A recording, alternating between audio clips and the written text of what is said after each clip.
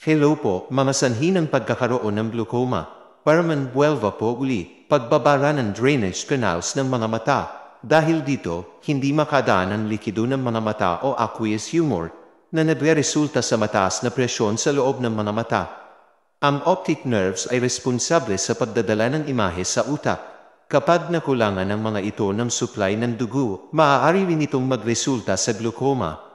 Isa sa numero 1 dahilan ay ang katandaan. Sapagkat humihina na ang mga nakapalibot na ugat sa mga mata, maaaring tumaas ang presyon nito sa loob. Kapag ang isang tao ay laging tumataas ang presyon ng dugo, tumataas din ang presyon ng loob ng mga mata. Kung hindi ito ginagamot, maaaring magdulot ito ng glaucoma. Paggamit ng ilang medikasyon gaya ng corticosteroids ay nakapagpalala ng kondisyon ng taong may glaucoma. Ang corticosteroids ay kadalasang ginagamit upang magamot ang pamamaga ng katawan na dulot ng arthritis. Ang sinumang gumagamit nito ay pinapayuhang mag-ingat.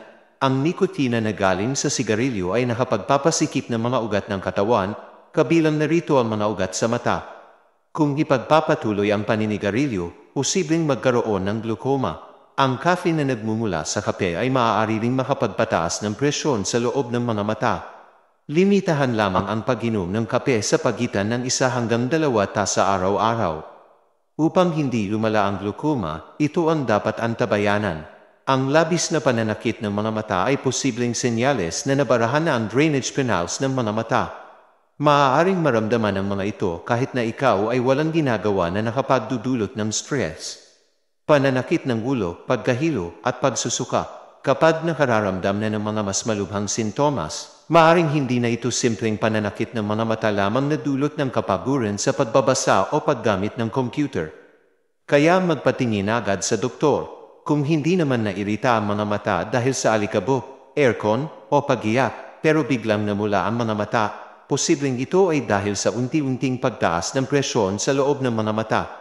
May nakikita siya ng makukulay na halo sa tuwing siya ay tumitingin sa ilaw. Bagamat paminsanang nakakakita ng puting halo sa mga ilaw, ang halo na nakikita ng may glaucoma ay kakulay ng bahaghari.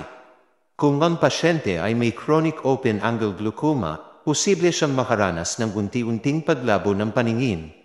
Pero sa kaso ng acute angle closure glaucoma, posibleng mawala agad ang paningin sa loob lamang ng 2 araw. Kung hindi na makakita sa tagiliran ng mga mata, ang isang tao ay siguradong may glaucoma. Ang pagkawala ng sight vision ay sintomas na ng malalang glaucoma. Ingat po palagi. God bless po.